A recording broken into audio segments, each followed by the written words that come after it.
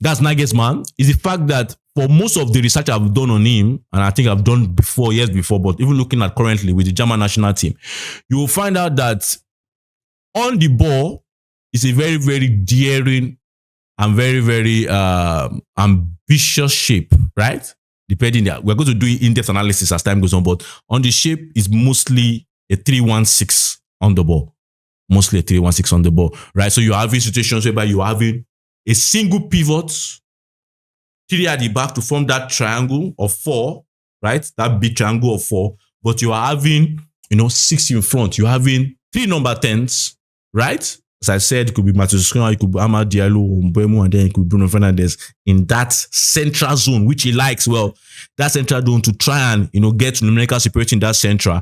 And then you can have, that's 3, you can have your striker in front, you can have your fullback right there, you can have your maybe your, what do you call it, another midfielder or winger in that side, right? Depending on the structure and depending on how he wants to play the game, right? So he offers that 3-1-6 shape on the ball. And I think when you look at that and look at how daring he is in that formation, it begs now to ask the fact that the need for a very solid defensive midfielder for United now even becomes more evident, right? Becomes more evident. Even look at the shape. For example, when you look at the German national team, how that in his build-up also, he needs a midfielder sometimes to be the one that is at the left hand side of the 3 at the back, right? He needs the midfielder to drop to the left, to where the left back is at. I think that's the same thing that Xavi Hernandez also does, where a midfielder, maybe a De Jong or someday first play receiver can now come to the left hand side to receive the ball move and do some and help in the build-up, right? And help in detecting the play from the back.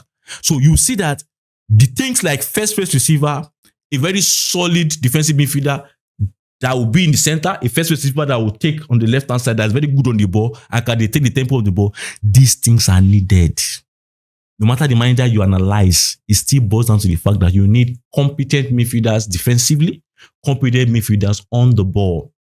And you also need midfielders that can also even help in pushing, right? To form, either a midfielder or inside forward to form the 3 10s in the center of the pitch, right? So you can see that there are a lot of things that will be needed. And I think we must, getting that manager, wherever we're getting, we just need to invest more in this squad. Yeah, the likes of Matheus Cunha and Mbeumo will help in terms of inside situations, being inside forward, because this is not the first time they'll be doing that, right?